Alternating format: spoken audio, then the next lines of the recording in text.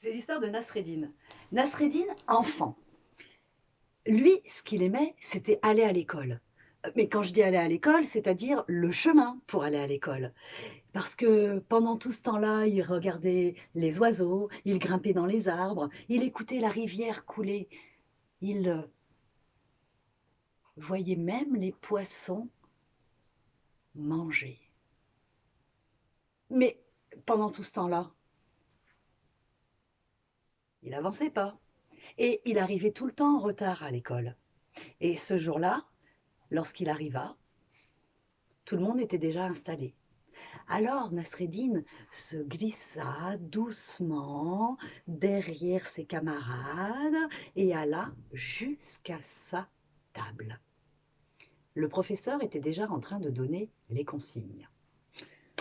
Les enfants, aujourd'hui, je ne vais pas vous faire ni de mathématiques ni de grammaire, non. Aujourd'hui, je vais vous demander de me faire un dessin. Oh, mais pas n'importe quel dessin, non. Je voudrais que vous me fassiez un dessin d'oiseau, le plus bel oiseau que vous n'ayez jamais vu. Pour cela, je vais vous demander de prendre dans vos tables une belle feuille blanche, ainsi que vos plus beaux crayons de couleur, les plus lumineux, les plus colorés. Lorsque je taperai dans mes mains, vous commencerez votre ouvrage. Et lorsque je taperai à nouveau, vous devrez tout arrêter et je viendrai voir vos œuvres. Allez. Tout le monde se jeta dans son casier, en sortit une feuille, une trousse, et tout le monde choisit méticuleusement ses crayons de couleur les plus beaux. Nasreddin,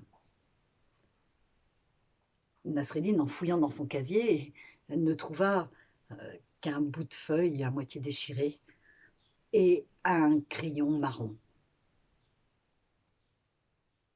Il regardait tous ses camarades faire, tête baissée, langue entre les dents, s'atteler à leur ouvrage. Nasreddin réfléchissa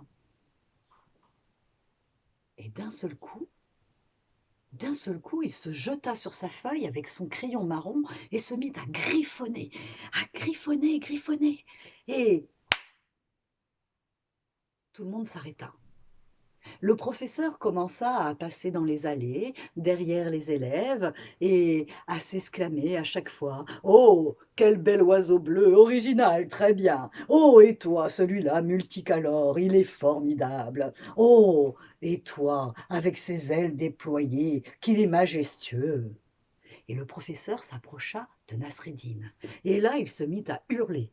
Nasreddin, mais voyons, qu'as-tu fait? Qu'est-ce que c'est que ce bâton-là que tu m'as dessiné?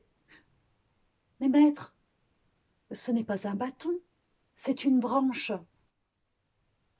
Mais Nasreddin, ce n'était pas là la consigne. Je t'ai demandé de me dessiner un oiseau, tu m'entends, un oiseau. Mais maître, sur cette branche, il y avait un oiseau. Mais lorsque vous avez frappé dans les mains, il s'est envolé.